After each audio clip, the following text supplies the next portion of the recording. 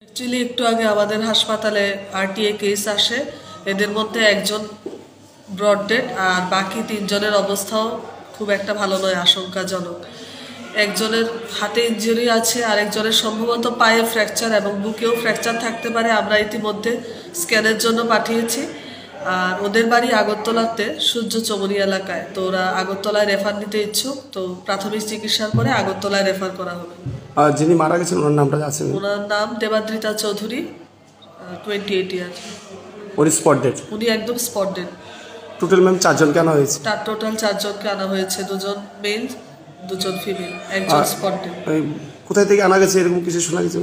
ওরা আগরতলার বাসিন্দা, ওরা এসেছিল আমাদের মাতাবাড়িতে, তারপর ওখান থেকে ওরা রওনাই হয়েছিল, সম্ভবত বাগমা কাছাকাছি এলাকা থেকে ওরা এসেছে, এতটুকুই জানা গেছে, বেশি কিছু তো ওই ব্যাপারে জানা যায় না।